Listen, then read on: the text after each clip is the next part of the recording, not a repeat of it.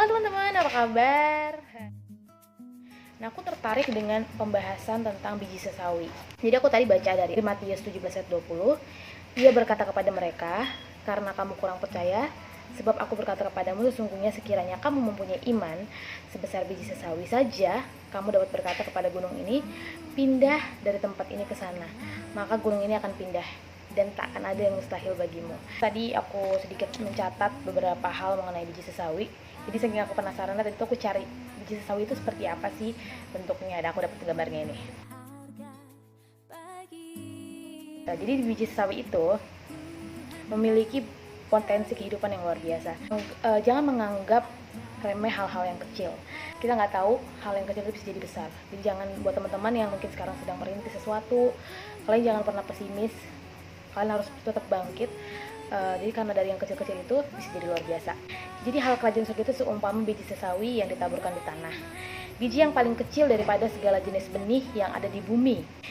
Tapi apabila ditaburkan, benih itu tumbuh menjadi lebih besar daripada segala sayuran yang lain dan mengeluarkan cabang-cabang yang besar sehingga burung-burung di udara dapat bersarang dalam naungannya. Biji sesawi itu bukan hanya dimanfaatkan saja daunnya dan lain-lain, tapi juga sampai ranting-rantingnya juga di situ lah burung bisa bersarang sampai bisa berkembang biak. Jadi biji sesawi itu tadi aku juga searching, biji sesawi itu panjangnya 1 mm. Tapi ketika ditaburkan menjadi pohon sesawi yang mencapai 3000 mm. Nah, aku sempat mikir juga kan, Tuhan, apa iman aku belum sebesar biji sesawi ya, makanya aku nggak bisa mindahin gunung gitu kan. Karena dari ayat ini aku belajar tentang bagaimana iman manusia itu cenderung mengukur dirinya lebih dari kenyataan yang ada. Maka ketika berhadapan dengan hal-hal yang kecil, yang muncul adalah sikap menganggap remeh dan mengabaikan. Kita juga harus ingat bahwa sesuatu yang besar itu dimulai dari hal-hal yang kecil. Kita perlu bersyukur dan mulai menghargai apa yang kecil yang sedang ada di dalam genggaman tangan kita. Jadi ketika kita misalnya pelayanan itu kan bukan cuma kita setiap hari Minggu ke gereja ya, pelayanan di gereja, tapi dimanapun kita berada kita melayani Tuhan. Jadi dari benih-benih yang kita taburkan, benih-benih kebaikan, benih-benih firman Tuhan, dan itu akan bertumbuh teman-teman tanpa kalian sadarin. Jadi kalian gak usah khawatir, yang penting kalian sudah menabur benih itu. Masalah benih itu bertumbuh atau enggak itu urusan Tuhan.